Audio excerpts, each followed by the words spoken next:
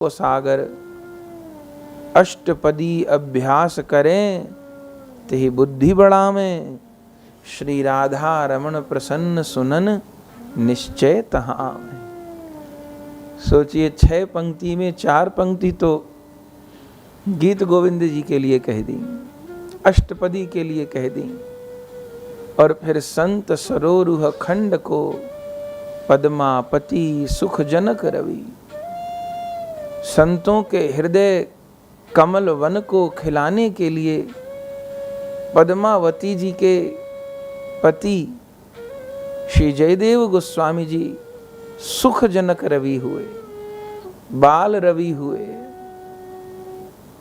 अपनी वाणी के द्वारा सारे जगत को सुख दिया। तो कल जहां प्रसंग को विश्राम किया था वहीं से आगे बढ़ना है। श्री जयदेव गोस्वामी जी गीत गोविंद की रचना कर रहे हैं। कल गीत गोविंद जी के मंगलाचरण को स्मरण किए, प्रथम श्लोक को, भूमिका, कैसे नंद बाबा ने ही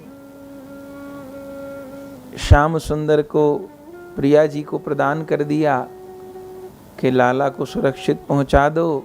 ब्रह्म वैवर्त पुराण के प्रसंग को ग्रहण किया जयदेव जी ने, और फिर प्रिया जी अष्ट सखियों के साथ श्याम सुंदर को श्री वृंदावन ले आई, भांडीर वन ले आई, और फिर यमुना पुलिन पर कैसा कैसा दिव्य विहार।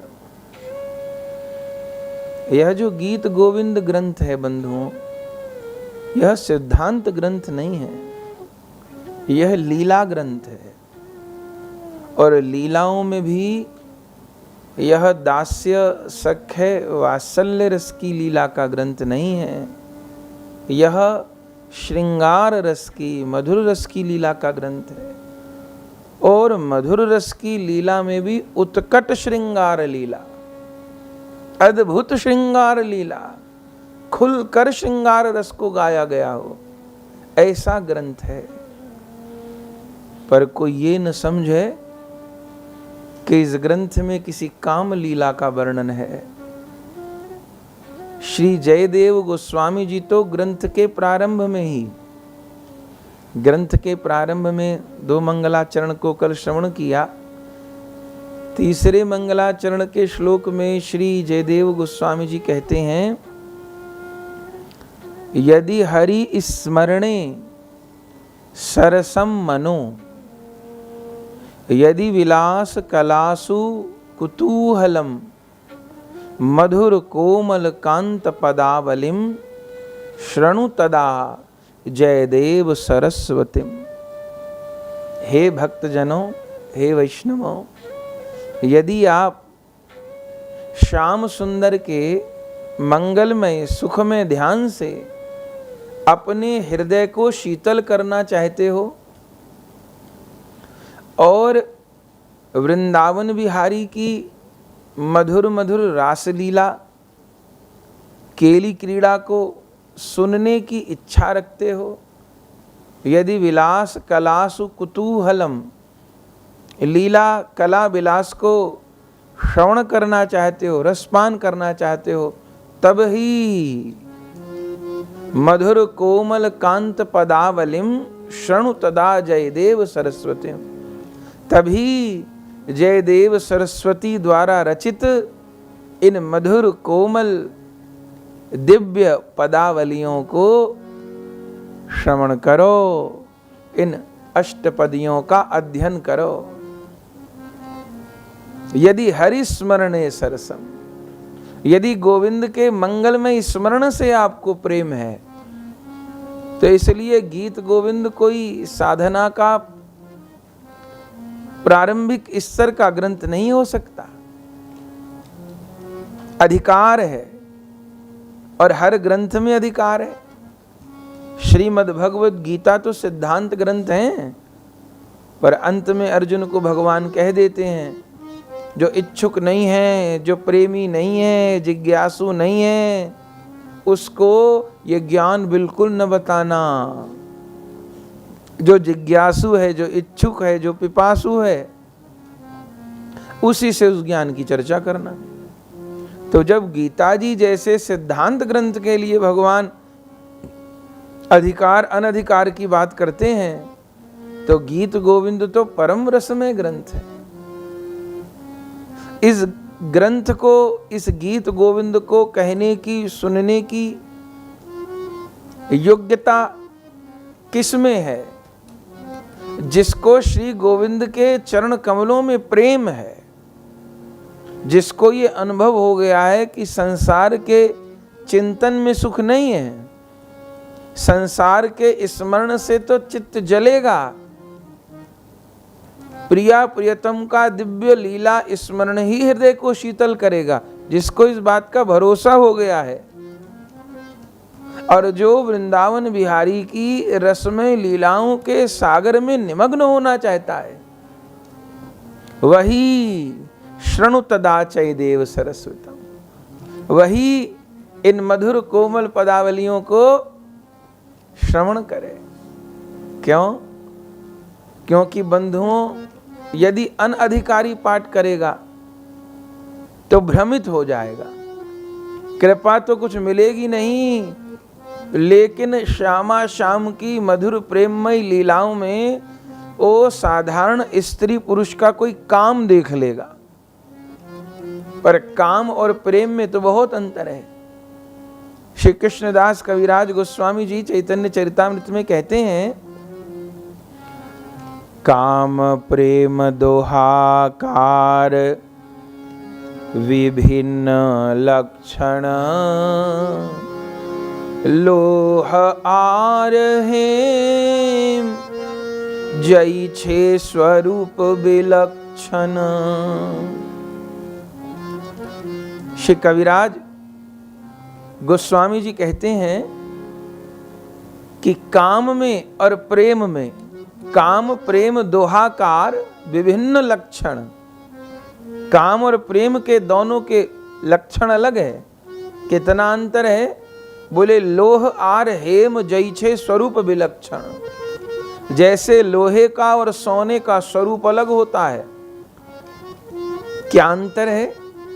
बहुत सुंदर व्याख्या कविराज गोस्वामी जी करते हैं। आत्मेंद्रिय प्रीति इच्छा तारे बलि काम, कृष्णेंद्रिय प्रीति इच्छा धरे प्रेम नाम। आत्मेंद्रिय प्रीति इच्छा तारे बलि काम, जो अपनी इंद्रियों को तृप्त करने की, अपने को संतुष्ट, अपने को सुखी करने की इच्छा है, आत्मेंद्रिय प्रीति इच्छा तारे बलि काम, अपनी इंद्रियों को संतुष्ट करने की जो इच्छा है उसको काम कहते हैं। तो प्रेम किसको कहते हैं? बोले आत्मेंद्रिय प्रीति इच्छा तारे बलि काम, कृष्णेंद्रिय प्रीति इच्छा धरे प्रेम नाम। आत्मेंद्रिय प्रीति इच्छा है तो काम है, और कृष्णेंद्रिय प्रीति इच्छा है तो प्रेम है। मेरी इंद्रियां सुखी हो, मैं सुखी हूं, तो इस इच्छा का, चेष्टा का नाम काम है। और मेरे ठाकुर सुखी हो, श्यामा श्याम सुखी हो, कृष्णेंद्रिय प्रीति इच्छा धरे प्रेम नाम। श्याम सुंदर के सुख पहुंचाने के भाव को प्रेम कहते हैं। अंतर क्या है? बोले कामेर तात्पर्य निज संभोग केवल, कृष्ण सुख तात्पर्य प्रेम महाबल। काम का तात्पर्य केवल अपने सुख में है। संसार में यही तो होता है। भले किसी क्षेत्र में देखिए, जो वस्तु बहुत प्रिय लगती हो भोजन करने में, और कोई छक्के पवा दे, रसगुल्ला बहुत अच्छे लगते हैं, बहुत मन कर रहा था रसगुल्ला खाने का, अच्छी बात। अचानक कोई सुंदर ठाकुर जी को भोग लगाकर देसी घी के रसगुल्ले का थाल ले आया हमारे सामने, ओहो जान में जान आ गई, भैया पाओ, बेरोक टोक पाओ। क्या बात, एक रसगुल्ला उठाया, पाया, बहुत आनंद आया, और भी पाओ, दूसरा उठाया, अब के भी आनंद आया, पर पहले वाले से कुछ कम आया, और पाओ, पेट नहीं भरा, तीसरा पाया, आनंद आया पर दूसरे से कुछ कम, चौथा पाओ, अब तीसरे से कुछ कम, पांचवा पाओ, चौथे से कुछ कम। अब करते करते कोई बहुत मजबूत था, 20 रसगुल्ले पा गया। भैया अब और पाओ, अरे भैया अब तो नहीं पाए जाएंगे, पर आप कह रहे हो तो चलो 21वां और पाओ, 25 पा लिए, 30 पा लिए। आज का व्यक्ति तो इतने भी नहीं पाएगा, पर उदाहरण के लिए और पाओ, अरे भैया नहीं, अरे आप तो कहते थे रसगुल्ले में बहुत आनंद है, तो रुकने का क्या काम, पाए जाओ ना। अरे और 2-4 पा लिया, अब और पाओ, अरे भैया बस क्या हुआ, बोले अब और पा लिया तो उल्टी होने लग जाएगी, अब पेट में दर्द हो जाएगा भैया, अब नहीं पाए जाएंगे। तो क्यों, आप तो कहते थे रसगुल्ला खाने बहुत आनंद है, तो पाए जाओ ना फिर। बोले नहीं भैया अब नहीं, यह संसार का स्वरूप है। भले भोजन की वस्तु में, भले किसी जो कामिनी इच्छा पूर्ति से पूर्व बहुत प्रिय लगे, संसारी को इच्छा पूर्ति के पश्चात वहीं से विरक्ति भी हो जाए, यह काम का स्वरूप है। वहां केवल क्षणिक सुख का आभास मात्र है, पर इंद्रियां असमर्थ हैं। थोड़ा अधिक हुआ तो जो चीज सुख दे रही थी वो दुख देने लग जाएगी, क्योंकि वहां अपने को सुख लेने की भावना है। अपनी सामर्थ्य तो थोड़ी है ना, जीव की सामर्थ्य तो सूक्ष्म है। तो कामेर तात्पर्य निज संभोग केवल, लेकिन प्रेम कृष्ण सुख तात्पर्य प्रेम महाबल। पर प्रेम श्री कृष्ण सुख के तात्पर्य में है। तो चूंकि ठाकुर जी की शक्ति अनंत है, उनको जो वस्तु प्रदान की जाती है वह भी अनंत हो जाती है। और ये तो संसार का नियम है कि जो वस्तु देंगे पलट कर वही आएगी। दीवार में गेंद मारिए तो पलट कर आएगी, आकाश में कितनी जोर ताकत लगा के वस्तु उछाल दीजिए वापस पृथ्वी पर लौटेगी। तो क्रिया की प्रतिक्रिया होती है, ये तो वैज्ञानिक नियम है। तो अगर श्री कृष्ण को सुख प्रदान करने की भावना होती है, तो वह कामना, भले वह भी कामना हो, पर वह कामना अनंत गुना हो करके प्रेम महाबल बनकर लौटती है। और तब उस प्रेम करने वाले को पता चलता है कि राम ही केवल प्रेम प्यारा। मैं तो जाने किस किस को प्रेम का पात्र मान रहा था, पर इस जगत में तो प्रेम नाम की वस्तु नहीं, काम नाम की वस्तु थी। आहा, प्रेम करने योग्य तो गोविंद है। तो काम और प्रेम में यही मोटा अंतर है। अपने सुख की चाहना, अपने इंद्रियों को तृप्त करने की भावना का नाम काम है, और गोविंद को सुख देने की भावना का नाम प्रेम है। बंधुओं, हमारे श्रीमन महाप्रभु जी, हमने कल भी इस विषय को स्मरण किया, हमारे महाप्रभु जी महाभाव की अवस्था में, जिस समय गंभीरा में श्री महाप्रभु जी श्री राधा भाव का आस्वादन करते हैं, उस समय वे श्री स्वरूप दामोदर जी से, श्री राय रामानंद जी से क्या श्रवण करते हैं? भागवत जी गोपी गीत रास पंचाध्यायी तो श्रवण करते हैं, भागवत जी के अतिरिक्त 4 आचार्यों की वाणी को महाप्रभु जी ने सुना है। चंडीदास जी के पद, विद्यापति जी के पद, श्री बिल्व मंगल जी की वाणी श्री कृष्ण करणामृत के श्लोक, और श्री जयदेव गोस्वामी जी के इस रसमय ग्रंथ श्री गीत गोविंद की अष्टपदी। बंधुओं, गौर कथा में हम इस विषय को सुनते हैं। 1-2 दिन नहीं, महाप्रभु जी ने 12 वर्ष श्री जगन्नाथपुरी की उस गंभीरा मंदिर की कोठरी में, जहां महाप्रभु जी ठीक से चरण फैलाकर भी न रह पाते होंगे, उस कोठरी में महाप्रभु जी ने श्री राधा भाव का आस्वादन किया है। श्री चैतन्य चरितामृत में लिखा है, चंडीदास विद्यापति रायर नाटक गीत कर्णामृत श्री गीत गोविंद स्वरूप रामानंद सने महाप्रभु रात्रि दिने गाय सुने परम आनंद। महाप्रभु जी रात्रि दिने स्वरूप रामानंद सने महाप्रभु रात्रि दिने गाय सुने परम आनंद। गीत गोविंद को अत्यंत उल्लास पूर्वक महाप्रभु जी सुनते हैं।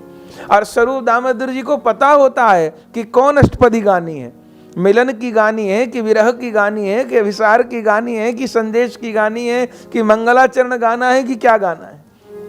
महाप्रभु जी का भाव देख करके जान लेते हैं। तो इस गीत गोविंद की विषय वस्तु क्या है बंधुओं? इस गीत गोविंद में प्रिया प्रियतम के श्री राधा माधव के दिव्य मिलन रस को, दिव्य विहार रस को गाया गया है।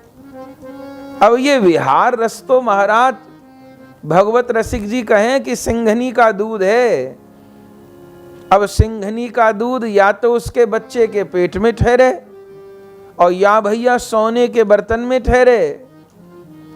सुना करते हैं ना, सिंघनी का दूध अगर किसी सामान्य बर्तन में रख दिया जाए तो कहते हैं बर्तन फाड़ कर बह जाता है सिंघनी का दूध।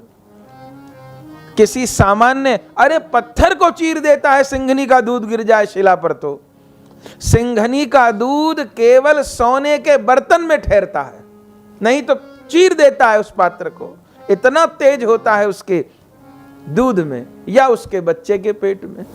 तो भैया ये प्रिया प्रियतम का जो विहार रस है, जो मिलन रस है, ये सिंघनी का दूध है। ठहरेगा कैसे? या तो अपने हृदय को सोने का बर्तन बना लो।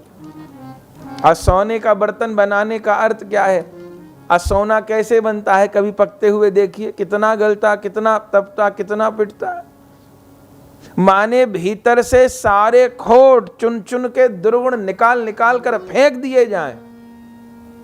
केवल श्यामा श्याम के मिलन लालसा के अतिरिक्त, सेवा अभिलाषा के अतिरिक्त न कोई लालसा बचे न कोई अभिलाषा बचे। ये हुआ सोने का पात्र बनना।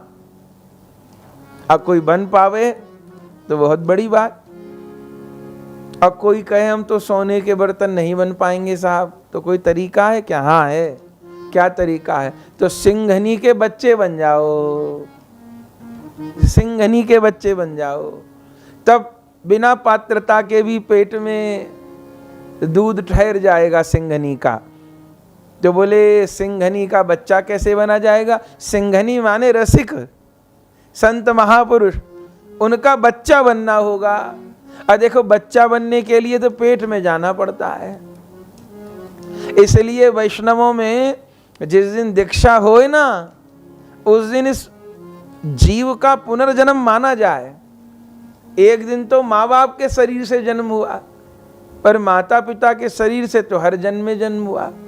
कभी पशु शरीर वाले माता पिता के द्वारा हुआ, कभी मनुष्य शरीर वाले माता पिता के द्वारा हुआ। अनंत जन्म हो गए।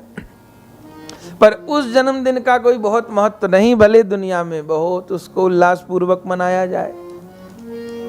असली जन्मदिन क्या है? जिस दिन गुरुदेव भगवान अंगीकार किए, जिस दिन गुरुदेव भगवान नाम प्रदान किए, दीक्षा प्रदान किए, वह दिन वास्तविक जन्मदिन है। जन्मदिन मनाने योग्य है वो, क्योंकि उस दिन गुरुदेव माया दास से हमको कृष्ण दास बना दिए, गौर दास बना दिए, निताई दास बना दिए, माधव दास बना दिए, राघव दास बना दिए। तो सिंघनी का बच्चा बनने के लिए पेट में जाना पड़ेगा, तब दूध को ठहरा पाएंगे पेट में।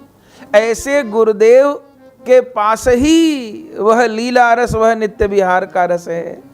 और उस रस को पाने के लिए रसिक का सुत बनना पड़ेगा, आश्रित होना पड़ेगा, शिष्य होना पड़ेगा, उनके पेट में जाना पड़ेगा।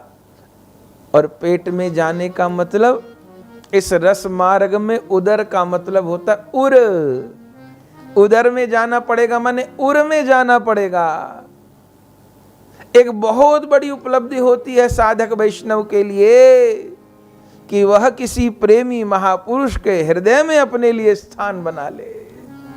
आहा, संत सद्गुरु हम पर राजी रहें, प्रसन्न रहें, हमारे कर्मों को देख करके, हमारी क्रियाओं को देख करके, आचरण को देख करके संत सद्गुरु प्रसन्न हो। बंधुओं, यदि हम अपनी सेवा के द्वारा, अपने आचरण के द्वारा, अब यहां कपट नहीं, कपट कोई करे तो बात नहीं बन पाएगी, चूंकि अंतर्यामी तो बैठा है अंदर। जो वैष्णव शिष्य अपने आचरण से, अपनी सेवाओं से संत सद्गुरु को प्रसन्न कर लेता है बंधुओं, ए प्रसन्न तो रब प्रसन्न होए, कदी आज्ञा नहीं बिसरइए जी, मैनू कोई दस देव जी, कि वे सतगुरु देव रिझइए जी। एक आगानु हंस बना दे, ऐथे नवा ही चोला पइए जी, गुरां दे कोल नाम दे मोती, भर भर जोलियां लइए जी, गौरदास श्री चरण कमलांदी, छाया विचों रहिए जी, मैनू कोई दस देव जी, कि मैं सदगुरु देव रिझइए जी। प्राय पंजाबी का पद गुरु महिमा में गाया जाता है। ए प्रसन्न ते रब प्रसन्न होए। तो इस रस को प्राप्त करने का उपाय क्या है? इस रस में डूबे हुए संत सद्गुरु की चरण शरणागति ग्रहण कर लेना, उनकी आज्ञा के अनुरूप अपने जीवन को, मन प्राण को गला देना, ढाल देना, बस गुरु अनुगत्य हो जाए। बंधुओं, क्या कहें, गुरु अनुगत्य हो जाए, अधिक क्या कहें, भजन भी कोई ना करे, प्रबलता में गुरु अनुगत्य कर ले बंधुओं, भजन करेंगे गुरुदेव और रस प्राप्त होगा उनके आश्रित शिष्य को। ग्रंथ पढ़ेंगे गुरुदेव और ग्रंथ का ज्ञान प्राप्त हो जाएगा आश्रित शिष्य को। कथा कहेंगे गुरुदेव और सबरी कथाओं का सार प्राप्त होगा उस आश्रित शिष्य को। अनुभव की वस्तु है, तर्क वितर्क की नहीं। तो इस ग्रंथ में क्या वर्णन है? आह, प्रिया प्रियतम का विहार रस वर्णन है। और प्रिया जी कौन है? श्याम सुंदर की। अब अनेक बार पीछे श्री राधा रस सुधा निधि जी की 31 दिन तक चर्चा हुई, खूब रस की चर्चा हुई, पर फिर भी 2-4 मैसेज जैसे आ जाते थे जो कहते थे महाराज समझ में नहीं आ रहा। हम कहते थे भाई अगर कहीं संशय होता है तो मत सुना करो। फिर कोई कहते महाराज हम लोग सहन नहीं कर पाते, हमें कोई बात नहीं भैया, नहीं अगर धारण हो रहा अभी तो मत सुनिए, आप नाम जपिए, आप महाप्रभु चरित्र सुनिए, आप षड गोस्वामी पाद का चरित्र सुनिए, आप मत सुनिए राधा रस सुधा निधि अगर नहीं सहन हो रहा तो। लेकिन कहते थे महाराज पूरा पूरा समझ नहीं आता लेकिन फिर भी सुनने में बहुत प्रिय लगता है। हमने कहा ठीक है, बस संशय ना हो, अपराध बुद्धि ना हो, नहीं समझ में आ रहा तब भी सुनते रहिए। यह दिव्य रसिकों की वाणी समझा भी देगी, पात्रता भी दे देगी और फिर रस भी दे देगी। बंधुओं, गीत गोविंद भी ऐसे ही रस ग्रंथ है जहां बस प्रिया जी के साथ प्रियतम के विलास रस का वर्णन है।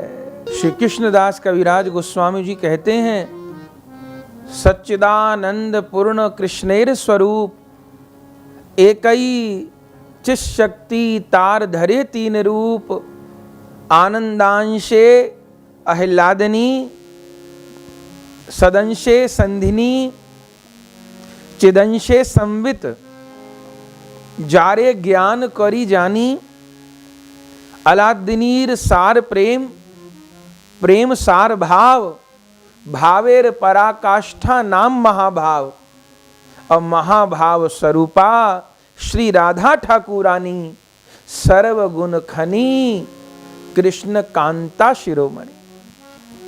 वह प्रिया जी जो श्याम सुंदर के हृदय का आह्लाद है, उनके हृदय का आनंद है, वह महाभाव स्वरूपा श्री राधा ठाकुरानी सर्वगुण खानी कृष्ण कांता शिरोमणि, वह समस्त कांताओं में शिरोमणि होकर विराजमान है। कल मंगलाचरण में श्रवण कर रहे थे, श्री जयदेव गोस्वामी जी ने मंगलाचरण के प्रथम श्लोक में ही कहा था कि राधा माधवयोर जयंती यमुना कूले रह केलयः। इस ग्रंथ में क्या है? श्री यमुना पुलिन पर प्रिया प्रियतम की वह गूढ़, वह दिव्य विहार लीलाओं का वर्णन है। द्वितीय श्लोक में मंगलाचरण के कहा था श्री वासुदेव रतिकेली कथा समेत मेतम करो तु जयदेव कवि प्रबंधम। अर्थात जयदेव कवि श्री वासुदेव ब्रजेंद्र नंदन श्याम सुंदर की परम आनंद में रति विहार का अवलंबन करके यह ग्रंथ लिख रहे हैं। माने गोपांगनाओं के साथ और सर्वकांता शिरोमणि श्री प्रिया जी के साथ श्री वृंदावन में श्याम सुंदर का जो दिव्य दिव्य विहार होता है उसका वर्णन। और फिर तृतीय श्लोक में तो कहा ही था, अभी पूर्व में स्मरण किया कि यदि हरि स्मरणे सरसम मनो यदि विलास कलास कुतूहलम मधुर कोमल कांत पदावलिम शनु तदा जयदेव सरस्वती। अगर हरि के स्मरण में प्रेम है, अगर वृंदावन की लीला रस आस्वादन करने की उत्कट अभिलाषा है, तभी इस मधुर कोमल कांत पदावली को आप श्रवण करिएगा, गाइएगा। यह ग्रंथ रस ही रस से परिपूरित है। और बंधुओं, एक बात और कहकर फिर आज के कथा प्रसंग में प्रवेश करेंगे। इस संसार में सबसे अधिक आकर्षण की वस्तु क्या है? विचारिएगा, सबसे अधिक आकर्षण की वस्तु क्या है? एकदम निसंकोच होकर पूछ रहे हैं। जीभा के रस को कभी कभी व्यक्ति जीत लेता है, धन की आसक्ति को भी कभी कभी जीत लेता है, पद प्रतिष्ठा को भी, और भी सारी आसक्तियां कठिन है पर जीत लेता है कभी कभी कोई कोई। लेकिन इस संसार में सबसे अधिक जो अनर्थ करवा देता है, माने जीवन जन्म बिगाड़ देता है, या ये सोचिए जिस आकर्षण में सारा जगत बंधा है, निसंकोच होकर कहना पड़ेगा, उसका नाम है स्पर्श सुख। स्पर्श सुख ही तो है। हम बहुत नीचे स्तर की बात कह रहे हैं। आज जगत में कितनी बलात्कार की घटना हो रही हैं, और सब जानते हैं कि बलात्कार की क्या सजा है। 99% फांसी ही होती है, और दिन प्रतिदिन कड़े से कड़ा कानून बन रहा है, इतना कड़ा कानून बन रहा है। लेकिन फिर भी ये घटनाएं क्या रुक पा रही हैं? वो एक अलग पक्ष है कि जो टीवी चैनल इन बुरी घटनाओं की निंदा करते हैं, बड़े बड़े अभियान चलाते हैं, वे ही टीवी चैनल ऐसे कामुक दृश्य भी प्रस्तुत करते हैं समाज के आगे जिससे ऐसी भावना व्यक्ति के हृदय में प्रकट हो। वो एक अलग विषय है। लेकिन इतने कड़े कानून के बाद भी बड़ी उम्र के नहीं, कितने उदाहरण मिलते हैं। आयु कितनी थी? 17 बरस, 18 बरस, 20 बरस, 22 बरस, या अधिक आयु थी 55 बरस, 60 बरस, और ऐसा कुकर्म हो गया। अनेक बार ऐसा भी सुनने में आता है कि वह कोई, उसका पिछला रिकॉर्ड बुरा नहीं था उस व्यक्ति का जिसने बलात्कार जैसा पाप किया, लेकिन अचानक उससे ये पाप कर्म हो गया। उसका कारण परिवेश था कि मित्र मंडली थी कि जो भी था, पर वह व्यक्ति बहुत बुरा नहीं था। ऐसे भी उदाहरण दृष्टांत सुनने को मिलते हैं। पर आप सोचिए कि जिस कारण एक व्यक्ति बलात्कार जैसे पाप में प्रवृत्त हो गया, उसके पीछे उसकी चेष्टा क्या थी? बहुत निसंकोच होके बोल रहे हैं, बलात्कार जैसा अपराध हो गया, उसके पीछे भावना क्या थी? पागलपन क्या था? उस पागलपन के पीछे स्पर्श सुख ही तो था। स्पर्श सुख, छूने का सुख। और उस स्पर्श सुख ने कितना बड़ा अनर्थ करा दिया, जीवन बर्बाद कर दिया। ग्रंथों में बड़े बड़े ऋषि मुनियों के प्रसंग हम लोग सुनते हैं। विश्वामित्र जी की कथा सुनते हैं। इतने बड़े ऋषि पद को प्राप्त विश्वामित्र जी, जिन्होंने की स्वर्ग दूसरा बनाना प्रारंभ कर दिया था, त्रिशंकु को जीवित सशरीर स्वर्ग में पहुंचाने की ताकत जो रखते थे, ऐसे महात्मा और सब कुछ छोड़ करके तप कर रहे थे। लेकिन बताइए, उर्वशी को देख करके मन फिसला कि नहीं फिसला? और सारी वह योग, सारा वह तप, सारा वह संयम धरा का धरा रह गया कि नहीं रह गया? और उर्वशी के साथ पाप कर्म में प्रवृत्त हो गए कि नहीं हो गए? कुछ दूसरी बात कह रहे हैं समझाने की दृष्टि से। तो बड़े बड़े ऋषि मुनि भी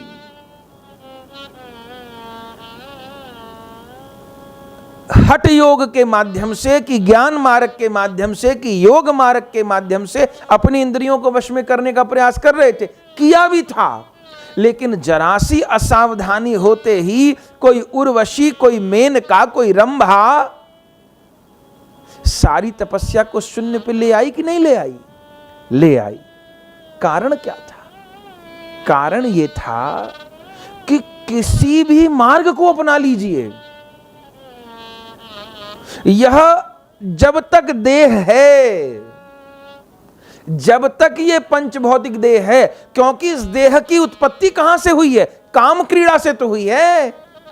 संसार में हर व्यक्ति की उत्पत्ति अपने माता पिता की काम क्रीड़ा से ही तो है। बताइए, स्त्री पुरुष के समागम से संतान का जन्म होता है ना, तो शरीर की उत्पत्ति ही काम से है। तो जब मनुष्य शरीर की उत्पत्ति ही काम से है, तो निष्काम होंगे कैसे? आप योग मार्ग को अपनाइए, ज्ञान मार्ग को अपनाइए, कर्म कांड को जो अच्छा लगता है वो अपनाइए, ठीक बात, रुचि अलग अलग तो मार्ग भी बहुत हैं। लेकिन बंधुओं, ये काम कहां नष्ट होता है? योगी तो आखिर अपनी इंद्रियों को गलाता है ना, वह गलाता है, भोजन पर संयम, ये नहीं पाना, ऐसा नहीं करना, वैसा नहीं करना, उसके कारण काम इच्छा ना होती हो भले, पर काम को मार दिया ये तो नहीं कहा जा सकता ना। हाँ, इंद्रियों का इतना दमन कर दिया, विषय रस को सुखा लिया कि अब वह काम के प्रति आकृष्ट होने लायक नहीं रही, ये तो दूसरी बात है। लेकिन अगर इंद्रियां प्रबल हो गई तो वो काम रूपी राक्षस नहीं जागेगा, ये इसकी कहां गारंटी है? अभी इंद्रियां प्रबल होंगी, वो राक्षस जो सोया है वो फिर जाग जाएगा।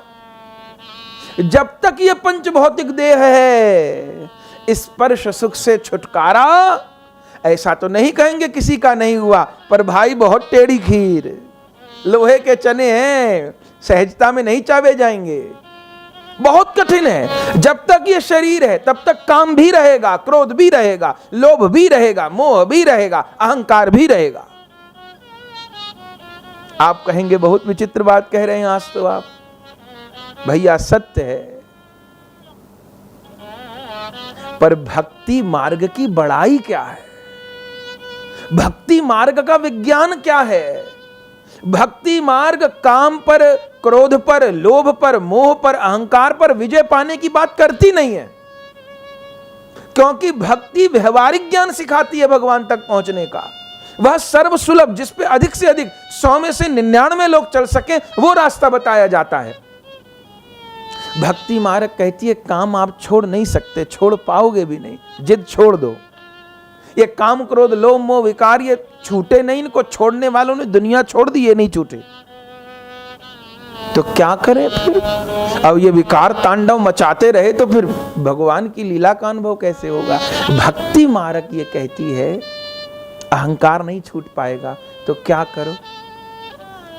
बड़ा अहंकार पाल लो। जैसे किसी के घर में चूहा लोग बहुत उत्पात मचा रहे हो तो बिल्ली रख लो, सवेरे चूहा गायब। नहीं, अहंकार बहुत दुखी कर रहा था। कौन चीज? अरे मैं इतना पैसे वाला, मैं इतना ज्ञानवान, मैं इतना सुंदर, मेरा इतना प्रभाव। बहुत बड़ा अभिमान पाल लो। क्या? अस अभिमान जाई जनि भोरे, मैं सेवक रघुपति पति मोरे। मैं गोविंद का हूं, गोविंद ही मेरे हैं। ये अभिमान पाल लो, सारे अभिमान निरस्त हो जाएंगे। अभिमान छोड़ा नहीं, क्षणिक सामान्य त्याज्य अभिमान को त्याग करके सबसे बड़े अभिमान को रख लिया। मोह नहीं छूटेगा, रहेगा मोह, छूट नहीं सकता। तरीका क्या है? श्यामा श्याम में मोह करना प्रारंभ कर दो। जिस संबंध में ज्यादा मोह हो ना, वही संबंध ठाकुर से जोड़ के चिंतन करने लग जाओ। लोभ नहीं छूटेगा, छूट नहीं सकता, पर वह लोभ धीरे धीरे धन से, जमीन से, संपत्ति से निकाल करके नाम के प्रति, लीला के प्रति, धाम के प्रति लगाओ। इसीलिए तो संख्या पूर्वक माला करने का नियम है हमारे यहां। बोले क्यों? अब कुछ लोग कहते हैं अरे गिन के नाम लेते। अरे क्यों ना ले भाई, गिनने से लोभ बढ़ता है। कुछ लोग कहते हैं अरे वो तो परमात्मा तो किसी को गिने बिना नहीं देता, तो उसका नाम गिन गिन के क्यों लिया जाए। बिल्कुल ठीक बात, भगवान किसी को गिन के नहीं देता, पर हम पूछते हैं आप किसी को बिना गिने दे देते हो क्या? बोले नहीं, हम तो 10-10 बार नोट गिन गिन कर देते हैं। तो भगवान तो बिना गिने देता है, आप तो किसी को बिना गिने नहीं देते। तो नाम गिनने के पीछे कारण क्या है? लोभ बढ़े। एक व्यापारी नोट गिन गिन के रखता है गड्डी बना बना के, इतने हो गए, अब कल इतने हो। आज 10,000 कमाए, कल 12,000 कमाऊं तो आनंद। अब मेरी 1 लाख की आय है महीने की, हाँ 2 लाख हो जाए तो आनंद। गिन गिन के रख के हिसाब लगाए, लोभ बढ़े निरंतर। ऐसे नाम को गिन गिन के 16 माला तो कम से कम करनी है, होने लग गई, अब 2 और बढ़ा लो। अब गुरुदेव ने आज्ञा की गुरु पूर्णिमा 2 और बढ़ा लो, अब 2 और बढ़ा लो। करते करते अगली गुरु पूर्णिमा तक 32 होने लग गई। फिर गुरुजी मेरी 32, अच्छा बेटा अब 4 और बढ़ा लो, 36 करने लग जाओ। करते करते लोभ बढ़ता चला गया है। मंगलाचरण को हमने श्रवण किया था, मंगल गीत को श्रवण किया था। अब गीत गोविंद की प्रथम अष्टपदी को गुनगुना करके फिर प्रसंग में, क्योंकि इस समय जयदेव जी गीत गोविंद का लेखन कर रहे हैं, वहीं पर हम लोग रुके हैं। कल वहीं कथा छूटी, आज भी वहीं से भूमिका। इतनी भूमिका कहनी जरूरी है क्योंकि आगे आने वाला जो प्रसंग है वह लीला से संबंधित है। अगर भूमिका न बोले तो प्रसंग समझ आए नहीं। तो बंधुओं, प्रथम अष्टपदी जिसमें वसंत ऋतु का वर्णन है, बसंत का, प्रिया जी को, प्रिया जी की प्राण प्यारी सखी वृंदावन में बसंत ऋतु का वर्णन कर रही है। श्याम सुंदर के उस नव बसंत रूप का वर्णन कर रही है और प्रिया जी के हृदय में प्रियतम के मिलन की उत्कट लालसा को और उत्कट कर रही है, बढ़ा रही है, चाहती है मिलन हो जाए। आहा, 2-4 पंक्ति गुनगुनाए फिर आज कथा प्रसंग में प्रवेश करेंगे। ललित लवंग लता परी शीलन कोमल मलय समीरे। ललित लवंग लता परी शीलन कोमल मलाय समीरे मधुकर निकर करम्बित कोकिल कुंजित कुंज कुटीरे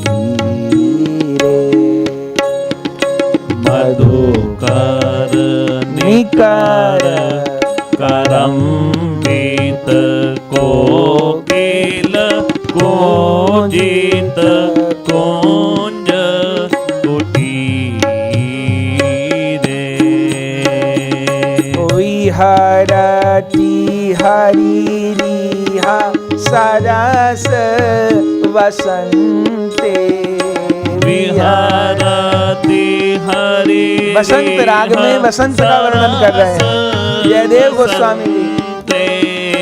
विहरति हरिरिहा सरस वसंते विहरति हरिरिहा सरस वसंते नित्यति जुवति जनेन समम् नित्यति जुवति जनेन समम् सखी विरहि जनस्य दुरन्ते सखी विरहि जनस्य दुरन्ते ललित लवंग लता परिशीलन कोमल मलाय समीरे ललित लवंग लता परिशीलन कोमल मलाय समीरे। आनंद हो गया। क्या कह रहे हैं जयदेव जी? प्रिया जी को उनकी प्राण प्यारी सखी कह रहे हैं, हे सखी, यह मलयवत पवन लवंग लता के निकुंज वन को आलिंगित कर रहा है। भ्रमर और कोकिलादिक पक्षीगण अपनी अपनी मधुर ध्वनि से कैसे मन को आनंद दे रहे हैं, और स्वयं श्याम सुंदर वसंत ऋतु में गोपांगनाओं के समूह से युक्त निकुंज वन में अत्यंत सुंदर नृत्य कर रहे हैं। हे सखी, यह वसंत ऋतु तो विरही जनों को अत्यंत दुखदाई होती है, अत्यंत दुखदाई होती है। वह सखी प्रिया जी को प्रियतम के मिलन के लिए उकसा रही है। उन्माद मदान मनोरथ पथिक, उन्माद मदान मनोरथ पथिक, वधू जन जनित विलापे,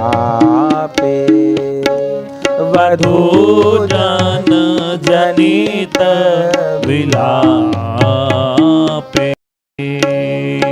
अलीकूल संकुल कुसुम समूह, अलीकूल संकुल कुसुम समूह, निराकुल बकू कलापे, निराकुल बकू कलापे। विहरति हरिरिह सरस वसंते, विहरति हरिरिह सरस वसंत।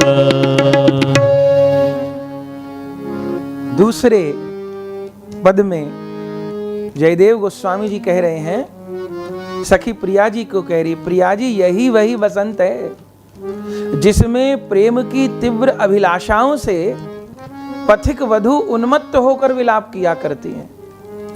प्रियतम के वियोग में जो वधुगण रहती हैं, जिनके प्रियतम परदेश गए हैं, यह बसंत ऋतु उनके हृदय में उत्कट मिलन लालसा को प्रकट करती है। और देखिए, बकुल के फूलों पर भ्रमर इसी ऋतु में बैठते हैं, जिससे बकुल वृक्ष ही झुक जाते हैं। अब व्याख्या करने लगे तो एक एक श्लोक के लिए एक एक दिन चाहिए। बकुल के वृक्ष पर इतने भ्रमर